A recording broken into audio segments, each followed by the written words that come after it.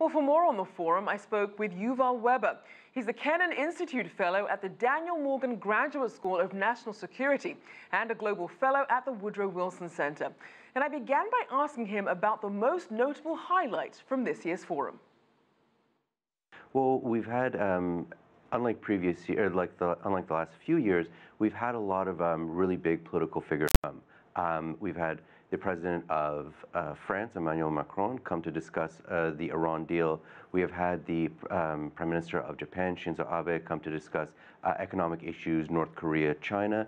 And we had the Deputy President of China, Wang Qishan, come to discuss sort of Russian political affairs and so forth.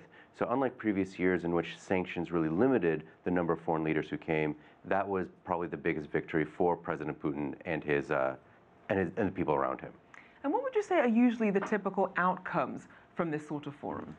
So obviously the best case scenario would be lots of political handshakes, a lot of friendliness, as well as business deals. This has been, as Russians call it, it's the Russian Davos. So what they really want is not only for big political figures to come, but the titans of industry from not just the energy sector, which is Russia's comparative advantage, that's what they do, but all across industry itself. But unfortunately, this year, there was only one deal involving Total, the French state oil company, who bought 10% of a big Russian project, which is not bad by itself, but when it stands alone, it really shows just how afraid a lot of Western business is of doing business in Russia. And we did see some efforts in terms of other things like their digital transformation. We saw that Russian retail chain Magnet signed a memorandum of understanding in digital transformation with South Korea's Samsung. They're really trying to upgrade their retail industry. And then also a joint Russian-Indian private equity fund for innovation and technology. So we're seeing obviously a lot of this technology push, something we know that President Putin is interested in. How much does that change the dynamics of how the West is viewing Russia amid these sanctions? It's really interesting, those two deals, because they demonstrate that there's almost two different economies in Russia right now. There's the economy that is oil, gas, diamonds, timber, and that is really controlled by the state or by companies close to the state.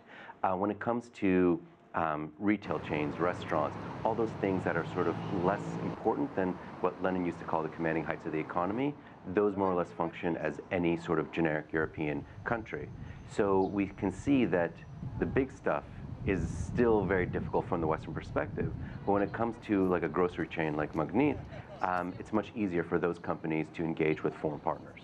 Now, we heard a lot of leaders there talking about the need for more cooperation on globalization. And obviously, that's something that's in stark contrast to what we're seeing from the US in terms of its more inward-looking trade policies and trying to reshape all these different trade deals. How much does that uncertainty with the US then open more opportunities for Russia and perhaps some of the US's bigger trading partners? So this is probably the biggest opportunity for Russia, but also one of the biggest dangers. When Mr. Macron, both in interviews ahead of this time, as well as what he said afterwards, he's described Russia as being obviously a great power. He used the language of sovereignty. He used the language of Russia as an international player when describing its role in the Middle East conflict and sort of across the world in general. But he also said not only is Russia playing a role, but it needs to play a leading role if it wants to be taken really seriously as a great power. So for Putin and for Russia itself, it's one thing to, let's say, engage in foreign affairs, but it's another thing to really lead on foreign affairs and to really articulate solutions that gets buy-in, not just from, let's say, allies of convenience or allies of the moment, but from the states that it has geopolitical rivalries. So what Macron was trying to get Putin to do is get Putin to make a deal that gets the United States involved. Because once the United States is involved, then it's easier for the European countries to get involved. And then essentially that's the domino effect that he's looking for. But as yet, we haven't seen it. So what would you say are some of the main challenges then that brand Russia faces as it tries to put itself out there more on the global economic stage? So the challenges for sort of brand Russia is if you're a Western company, you're very concerned about sanctions. If you get on the wrong side of sanctions, you're done as a company. And in a lot of countries, you might actually go to jail for that, for violating your fiduciary duties. So sanctions are really difficult. Of course, then it comes to issues of the Russian internal, let's say, governance. Not just corruption, but trying to figure out who's the right person in order to get something approved.